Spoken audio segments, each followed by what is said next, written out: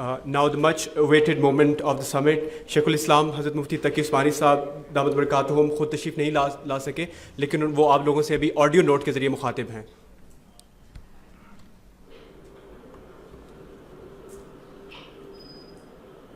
مولانا عبدان کاکر خیل صاحب، السلام علیکم ورحمۃ اللہ تعالی وبرکاتہ. آپ کے فرمائش کے مطابق میں یہ پیغام ریکارڈ کر کے بھیج رہا ہوں. الحمدللہ رب العالمین والصلاة والسلام علی سیدنا و مولانا محمد خاتم النبیین وعلی آلہ واصحابہ اجمعین وعلی کل من تبعہم بإحسان الی یوم الدین. میں سب سے پہلے تو اللہ تعالیٰ کا شکر ادا کرنے کے بعد البرہان کی تیز رفتار کامیابی پر مولانا عدنان کاکا خیل صاحب کو ہدیہ تبریک پیش کرتا ہوں اور دعا کرتا ہوں کہ اللہ تبارک و تعالی ان کے کام میں برکت، صدق اور اخلاص اور زیادہ سے زیادہ نافعیت پیدا فرمائے. اس کے بعد میں ان حضرات کو مبارکباد دیتا ہوں جو البرہان کے زیر انتظام تعلیم و تربیت کے ایک کورس سے گزرے ہیں، اور مجھے یہ معلوم ہوا ہے کہ الحمدللہ ان حضرات کے لیے یہ کورس بہت مفید اور نافع ثابت ہوا. اللہ تبارک و تعالی ان کو اپنی زندگی میں اس کورس کے فوائد کھلی آنکھوں دیکھنے کی توفیق عطا فرمائے. اس موقع پر مجھے خود حاضر ہونا تھا اور میں خود آ کر ان حضرات کو مبارکباد بھی پیش کرتا اور اپنی کچھ باتیں بھی ان حضرات سے عرض کرتا، لیکن آپ حضرات کو معلوم ہے کہ ایک ہفتہ پہلے میرے ساتھ جو سانحہ پیش آیا، اس کی وجہ سے اطراف عالم سے لوگوں کی آمد و رفت مسلسل جاری ہے، اور صرف پاکستان سے نہیں بلکہ دوسرے ملکوں سے لوگ سفر کر کر کے آ رہے ہیں. تو ایسے میں مناسب نہیں تھا کہ میں یہاں سے سفر کر کے کہیں اور جاؤں اور ان کا استقبال نہ کر سکوں. اس بنا پر مجھے یہاں رہنا پڑا، لیکن الحمدللہ میرے بیٹے ڈاکٹر عمران اشرف صاحب سلمہ وہاں پر میری نیابت میں موجود ہیں، اور انشاءاللہ امید ہے کہ وہ میری نیابت کا حق ادا کریں گے. اس موقع پر میں ایک مختصر بات یہ عرض کرنا چاہتا ہوں کہ آپ نے جن حضرات نے اس کورس میں شرکت کی ہے، انہوں نے علم کی طرف ایک قدم بڑھایا ہے، اور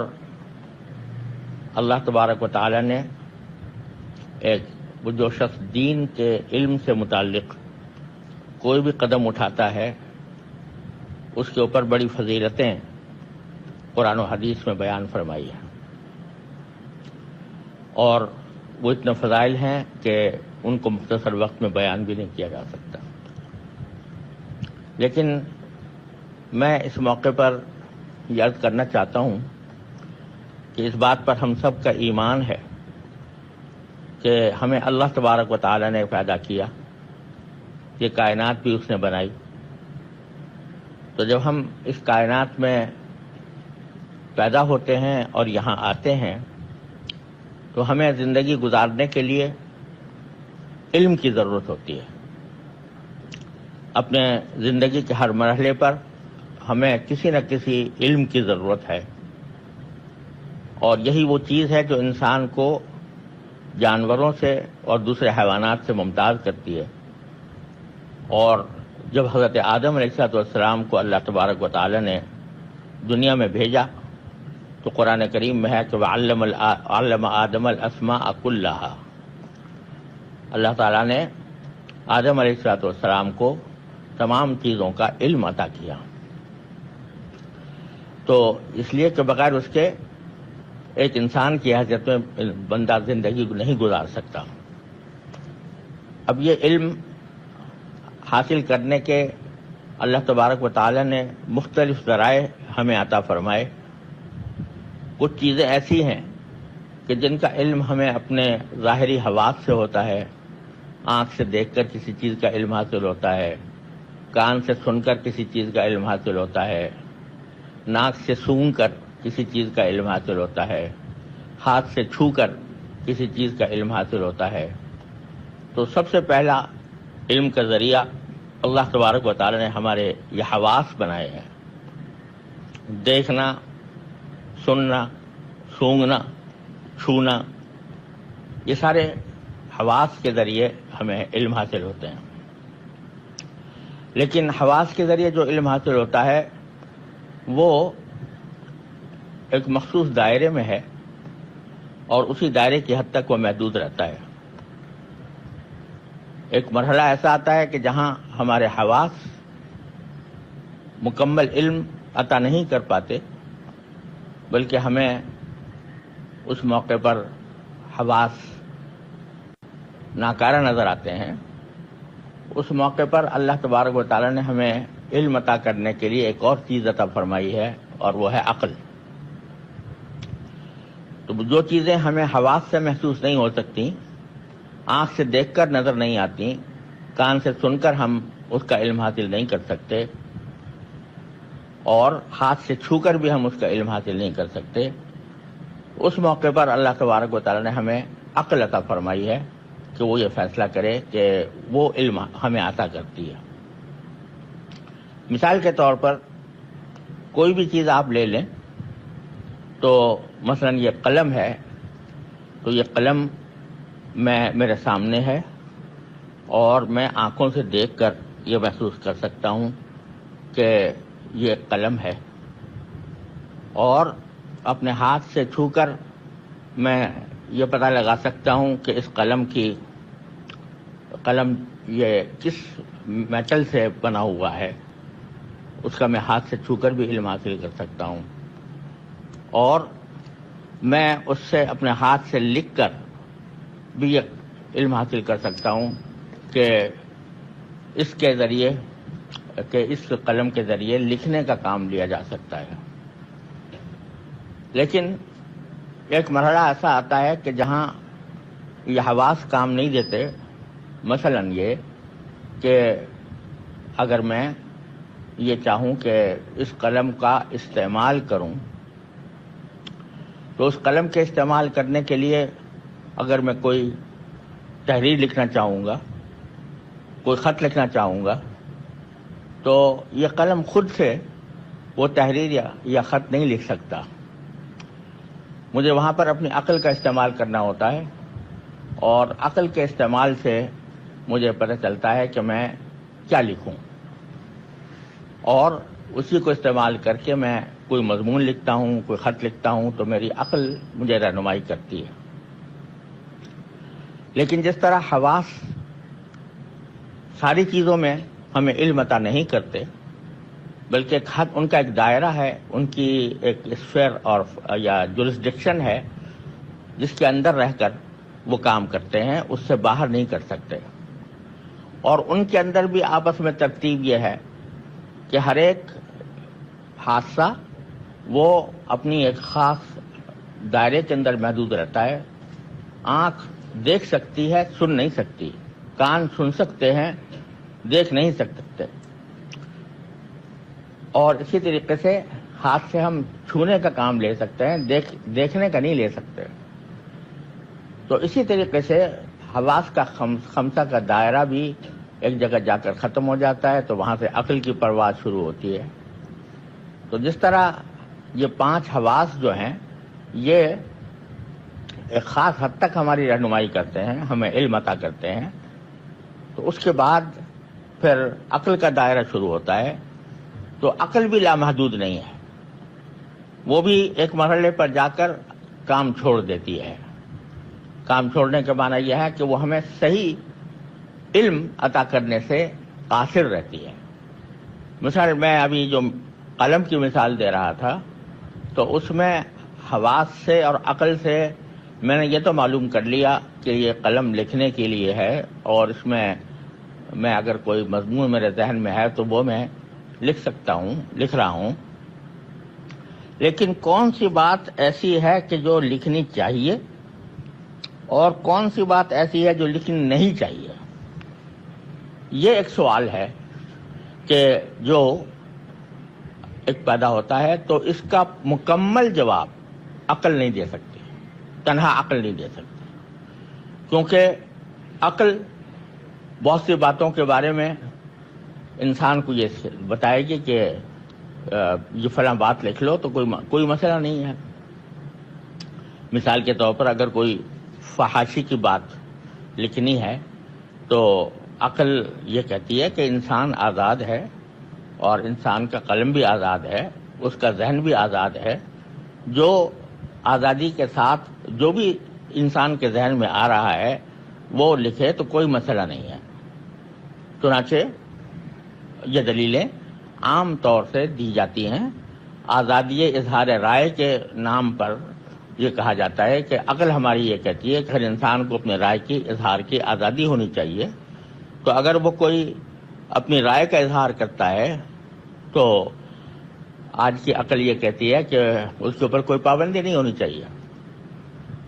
لیکن افسوس یہ ہے کہ جو لوگ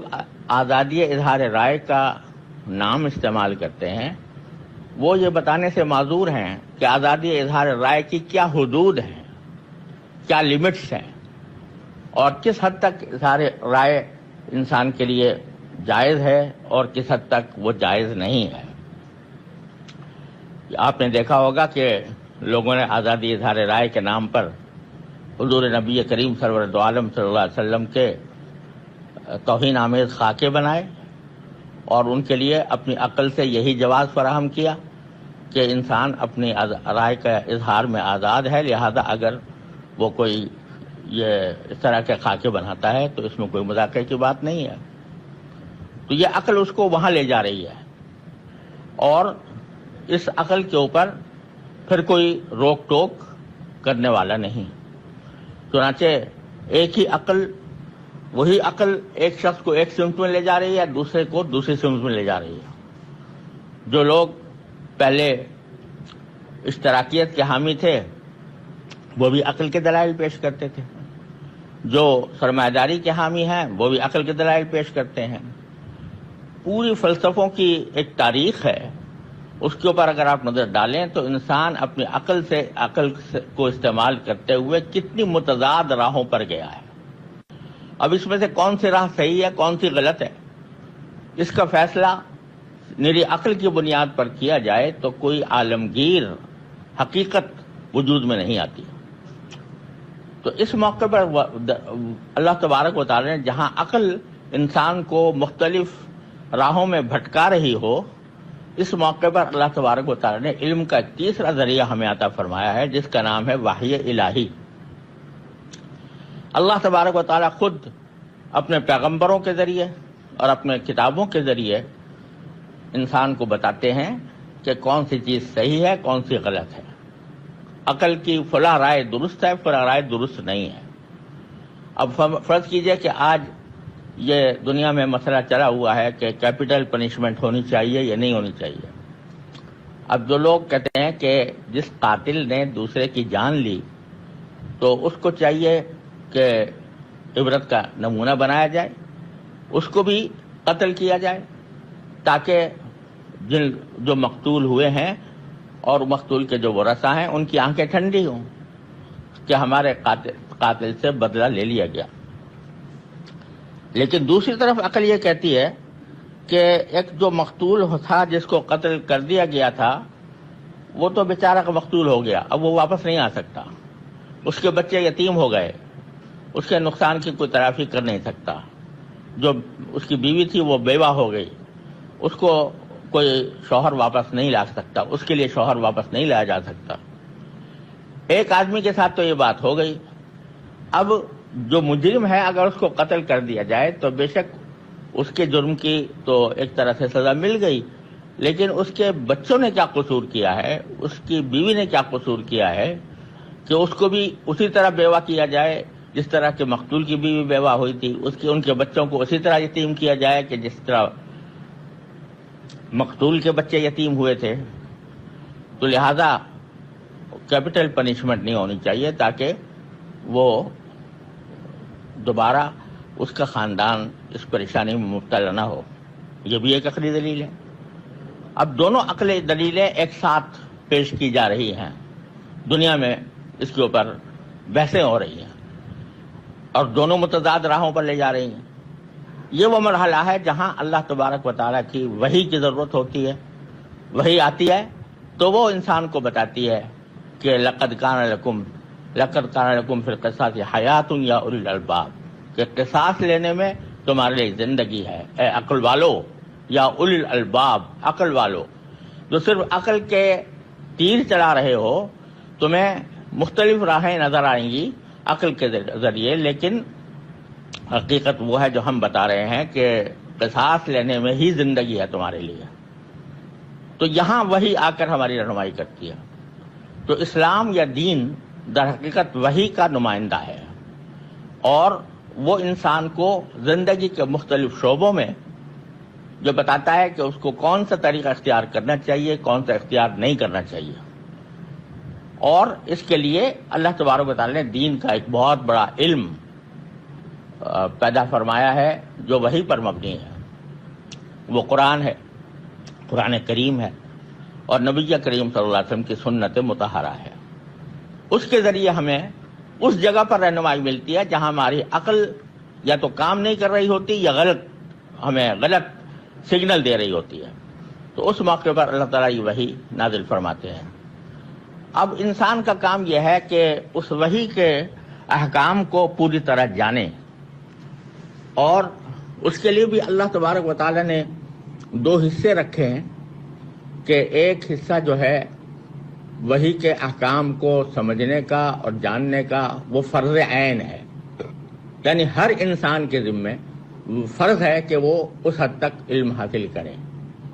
جس کا مطلب یہ ہے کہ انسان کی اپنی زندگی گزارنے کے لیے